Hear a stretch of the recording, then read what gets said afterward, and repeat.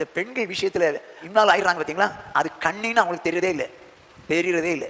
அவங்களுக்கு இந்த வாலிப பிள்ளைலாம் அந்த வாலிப வயசுல அது ஒன்றும் தப்புலப்பா அப்படின்னு சொல்லி அந்த கண்ணில சிக்கிறாங்க. நிறைய பேர் இந்த பெண்கள் விஷயத்துல கண்ணில சிக்கிறாங்க. இப்போ கண்ணில சிக்கியிருக்கவங்க உங்களுக்கு தெரியுதுன்னு வச்சுங்க, என்ன சொல்லுவீங்க? எப்பா சிம்சோன்னு ஒரு இருந்தான், அவன் இந்த பெண்கள் விஷயத்தில் வீக்குப்பா. அவனை பிலிஸ்தியர் கையிலிருந்து இஸ்ரேலை மீட்கிறதுக்குன்னு சொல்லி தேவன் 20 வருஷத்துக்கு நியாயாதிபதியாக வச்சிருந்தாரு. ஆனால் அவனும் இந்த பெண்கள் விஷயத்தில் வீக்காய் கடைசியில் செத்தே போயிட்டான்ப்பா, தற்கொலை பண்ணிட்டான். அதே போல சாலமோனை தேவன் நேசித்தார். அப்படிப்பட்ட ஒரு சாலமோன் பெண்கள் விஷயத்தில் வீக்காகி அவன் அந்த பெண்கள் சொன்னபடி விக்கிரக ஆராதனை காரணம் மாறிட்டான்ப்பா.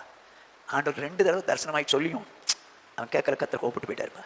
தயவு செய்து பெண்கள் விஷயத்தில் ஜாக்கிரதையாக இருப்பா, அந்த மாதிரி காரியங்களை ஈடுபடாதப்பான்னு சொல்லி நம்ம சொல்லி கொடுத்தோம்னா அவனுக்கு ஒரு புத்தி கெட்டு போயிருந்தா கூட, கண்ணில் மாட்டியிருந்தா கூட, நம்முடைய போதகம் இருக்குதே ஜீவ ஊற்று, அது அவனுடைய வாழ்க்கையை சரியாக்கும். ஆகையினால வேதம் சொல்லுது, நீதிமானுடைய வாய் ஜீவ ஊற்று, அதனால் மரண கண்ணிகளுக்கு தப்பலாம்.